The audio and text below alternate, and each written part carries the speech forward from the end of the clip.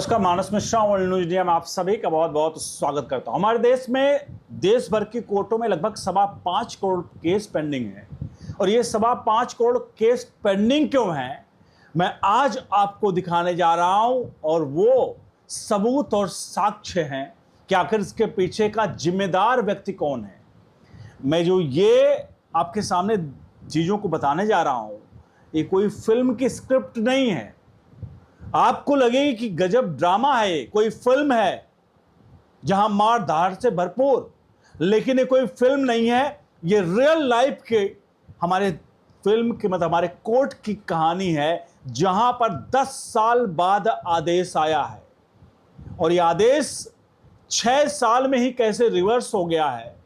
और ये आदेश कोई छोटा मोटा केस कोई छोटा मोटा केस नहीं था। ये केस हाई प्रोफाइल केस है।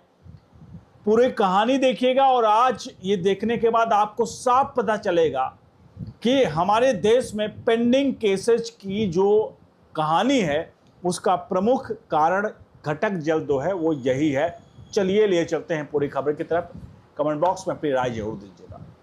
असल में पूरा मामला जो आपको बता दूं, एक मामला ये है, वो है तमिलनाडु के 2016 चुनाव को लेकर के, जहां तमिलनाडु में 2016 की राधापुरम विधानसभा थी, जहां पर चुनाव हुआ था। आपको याद होगा 2016 में विधानसभा के चुनाव हुए थे। उस विधानसभा के चुनाव में राधापुर सीट पर एम अपोवी डीएमके के कैंडिडेट थे और एक अन्य कैंडिडेट थे जिनके बीच में भिड़ंत हुई थी। तो ये जो भिड़ंत होती है वो डीएमके के कैंडिडेट और उसके अलावा उनके विपक्ष में जो होते हैं वो है आईएस इम्बा दुराई, इनके बीच में था। अब यहां पर जो जीत होती है वो इम्बा दुराई की होती है।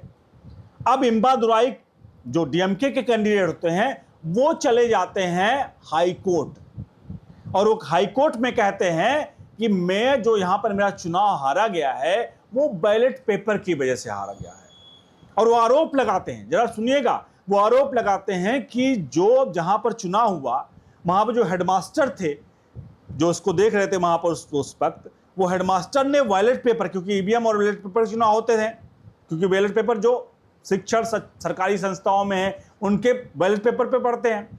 तो बैलेट पेपर वाला जो मामला था कि बैलेट पेपर से जो चुनाव हुए थे और वहां पर जो मास्टर ने सील करके भेजा था, वो चुनाव आयोग के अधिकारी ने क्या किया, उसको रद्द कर दिया, उसको नहीं माना। और यही कारण था कि डीएमके का उम्मीदवार हार गया।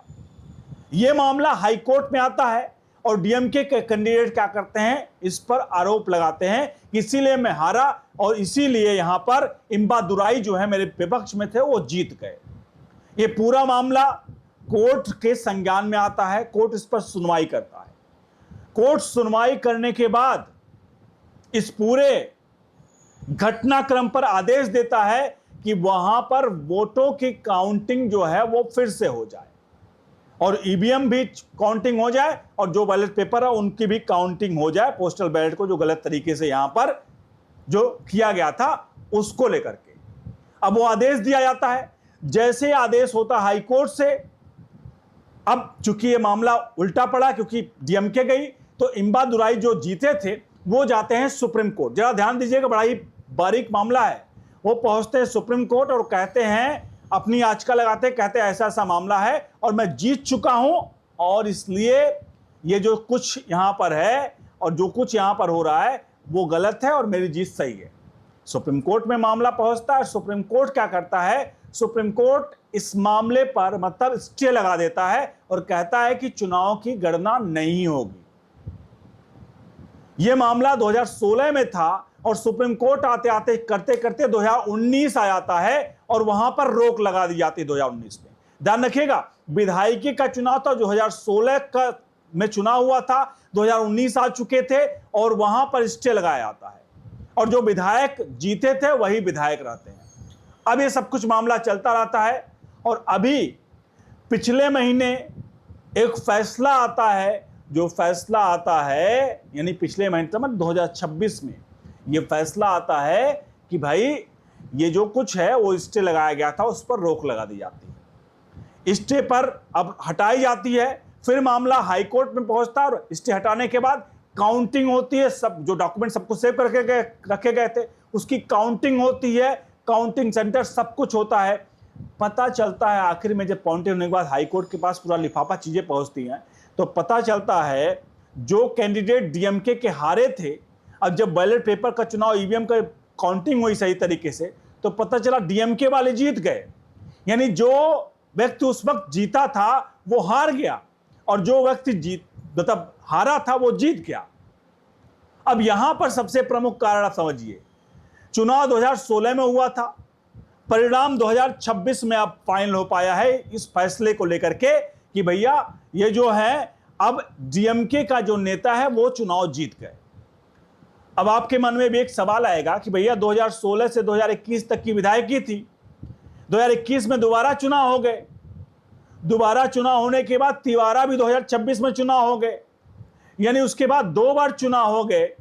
और उस 2 बार चुनाव होने के बाद जो व्यक्ति उस वक्त जीता था अब वो हारा है, क्योंकि अब 2010 साल बाद इसका फैसला आया है। तो अब इस फैसले के क्या मायने? इन कोर्ट ने आदेश दिया कि हिस्ट्री को रेक्टिफाई कर दिया जाए।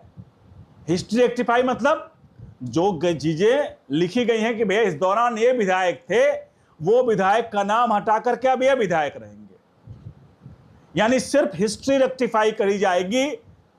जो कार्यकाल था वो कार्यकाल उनका गया, भले वो जीते हों। और ये है हमारे देश के न्यायपालिका की असली सच्चाई, जहां पर हाई प्रोफाइल केस 10 साल लग गए उस पर फैसला आने में, और अंततः क्या हुआ? सही पूछे तो जो गुनहगार था वो जीत कर, अब गुनहगार तो मैं नहीं कर सकते भाई, ईवीएम काउंटिंग का मसला था, लेकिन इस तरह से कहे ना कि जो व्यक्ति विक्टिम था वो 10 सालों से बेचारा धक्के खा रहा था, और 10 साल बाद जब फैसला आया, चुनाव जीत गया, तो उसका जश्न भी नहीं मना सकता, क्योंकि तब उसके बाद 2 चुनाव बीत चुके थे। तो ये है हमारे देश की असली सच्चाई न्यायपालिका की, जो आप समझ पा रहे होंगे मेरे ख्याल से इस घटनाक्रम को, कि आखिरकार कैसे एक व्यक्ति चुनाव जीत करके बिहार जाता है। और आज यही हमारे देश की न्यायपालिका की सच्चाई है। हम और आप सड़क पर लड़ाई होती है तो हम क्या कहते हैं कि हम आपको कोर्ट में देख लेंगे, I will see you in court. हर चौक चौराहे पर बात होती है, मैं आपको कोर्ट में देख लूंगा। और जब कोर्ट पहुंचते हैं और देखने की बारी आती है तो हाई प्रोफाइल केसेज में 10-10 साल बाद दिखाने की बात होती है, वे 10 साल लग जाते देखने पे। इससे अच्छा था भैया वहीं चौराहे पर ही देख करके मामला सेटल कर लिए होते, ज़्यादा अच्छा था। एकदम कहने वाली बात है। तो यही कारण है हमारे देश के 5.25 करोड़ पेंडिंग केसेस के, जहां एक बार मामला आता है, उसके बाद स्टे लगता है, फिर दोबारा आता है। यानी 2019 में मामला जो स्टे लगाया गया था, 2026 में जाकर सुप्रीम कोर्ट ने कहा भैया अब स्टे हटाते हैं। अब ये है असली सच्चाई हमारे न्यायपालिका की। कमेंट बॉक्स में जरूर लिखिएगा। यहाँ पर देखिए, किसी एक परिस्थिति हम कह पाना कि भैया ये चीफ जस्टिस की गलती है, तो अब नहीं हो सकता, क्योंकि ये हमारी पूर्ववर्ती सरकारों ने जो कांड कर रखे हैं, जो कारनामे कर रखे हैं, उसी का ये फल है कि भैया अब झेलना पड़ रहा है।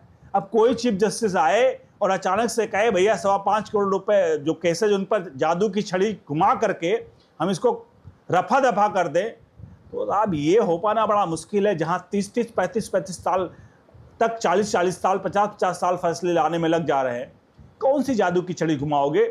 इसके लिए कोई ना कोई टेक्नोलॉजी चीज़ों का इस्तेमाल करना पड़ेगा। इसके लिए रिसर्च टीम और एक ऐसी कमेटियां बनानी पड़ेंगी जिनका काम ही हो कि पेंडिंग केसेस को कैसे खत्म किया जाए, उसके पीछे वर्कआउट करें। रिसर्च टीम हो जिसे लेकर के हमें लगता है ऐसे ही कुछ फैसले आ सकते हैं। बहरहाल इस पूरे प्रकरण पर आप क्या कहते हैं कमेंट बॉक्स में लिखिए। वीडियो को लाइक शेयर करिए। बने रहिए ऑल न्यूज़ इंडिया के साथ। बहुत बहुत धन्यवाद।